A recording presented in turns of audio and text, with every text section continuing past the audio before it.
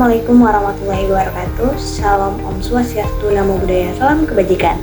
Perkenalkan, nama saya Nur Faiza dengan NIM 2305020028. Nah, pada video kali ini saya ingin memenuhi syarat ujian akhir semester mata kuliah implementasi dan evaluasi kebijakan publik.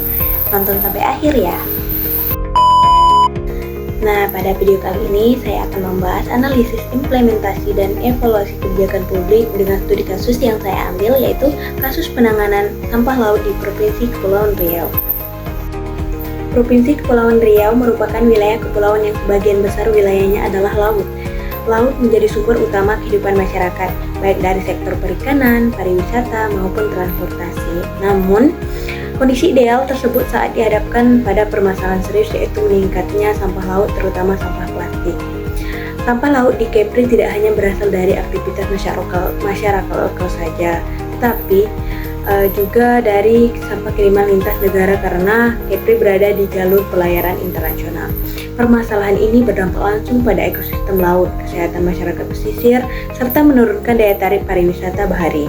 Oleh karena itu, pemerintah pusat dan daerah menetapkan berbagai kebijakan penanganan sampah laut yang mengacu pada Rencana Aksi Nasional Penanganan Sampah Laut. Namun, dalam pelaksanaannya, kebijakan ini belum sepenuhnya berjalan optimal.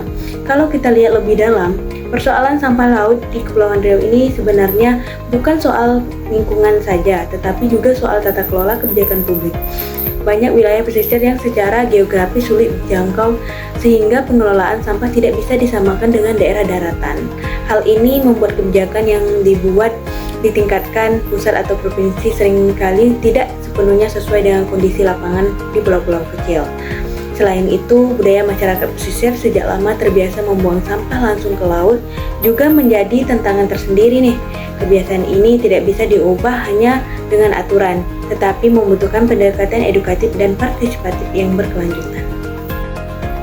Urgensi kebijakan penanganan sampah laut juga berkaitan langsung dengan masa depan ekonomi Kepulauan Riau. Jika kondisi laut terus tercemar, maka sektor pariwisata bahari akan menurun dan pendapatan nelayan juga ikut berdampak. Artinya, persoalan sampah laut ini bukan hanya masalah lingkungan saja, tetapi juga masalah sosial dan ekonomi masyarakat pesisir. Oleh karena itu, kebijakan penanganan sampah laut seharusnya dipandang sebagai investasi jangka panjang, bukan sekedar program kebersihan sesaat atau kegiatan seremonial. Nah, mengapa saya memilih kasus kebijakan penanganan sampah laut di Provinsi Kepulauan Riau? Karena permasalahan ini sering terjadi dan berdampak langsung pada kehidupan masyarakat pesisir.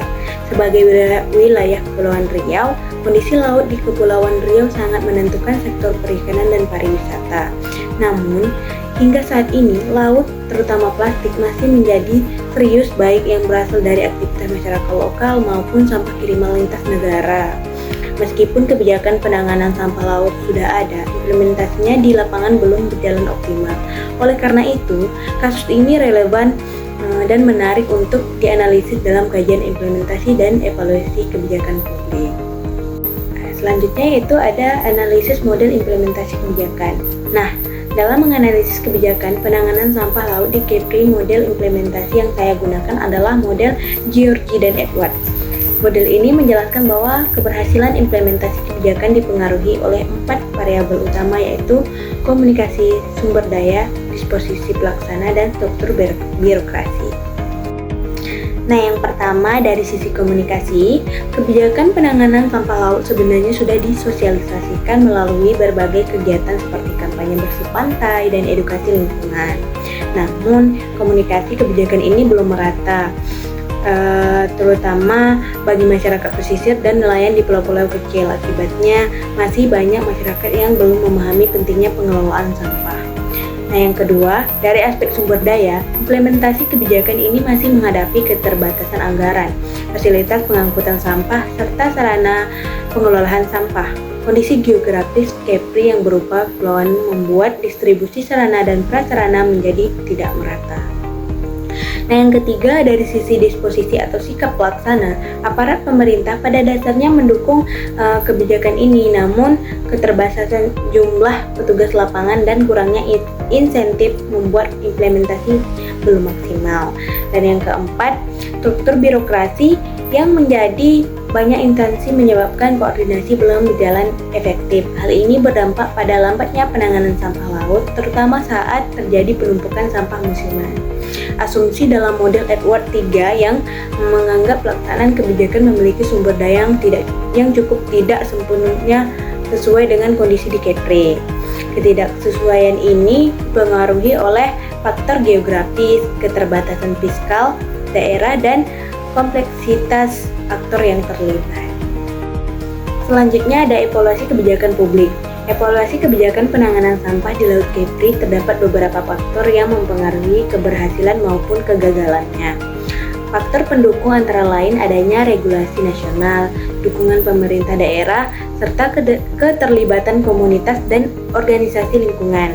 Namun, faktor penghambatnya cukup dominan, seperti rendahnya kesadaran masyarakat, keterbatasan anggaran, serta masuknya sampah lintas negara yang sulit dikendalikan.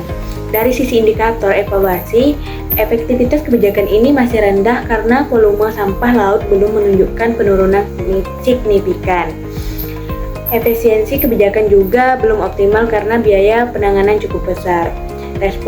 Responsivitas pemerintah tergolong baik ketika terjadi kondisi darurat, tetapi pemerataan program masih belum menyentuh seluruh wilayah pesisir. Evaluasi kebijakan penanganan sampah laut juga seharusnya tidak hanya fokus pada jumlah sampah yang berhasil dikumpulkan, tetapi juga pada perubahan perilaku masyarakat. Jika masyarakat masih membuang sampah ke laut, maka kebijakan tersebut belum sepenuhnya berhasil meskipun kegiatan pembersihan rutin dilakukan.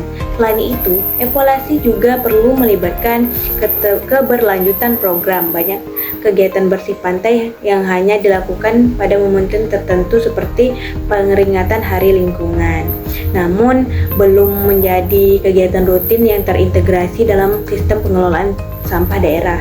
Keterbatasan data menjadi kendala utama dalam evaluasi kebijakan ini. Data sampah laut masih bersifat estimasi dan belum terintegrasi antar instansi sehingga mempengaruhi ketepatan kesimpulan evaluasi kebijakan. Baik, yang selanjutnya ada metode evaluasi. Nah, metode evaluasi yang seharusnya digunakan dalam kebijakan ini adalah metode kombinasi kuantitatif dan kualitatif. Metode kuantitatif digunakan untuk mengukur volume dan jenis sampah laut, sedangkan metode kualitatif digunakan untuk memahami persepsi dan partisipasi masyarakat pesisir.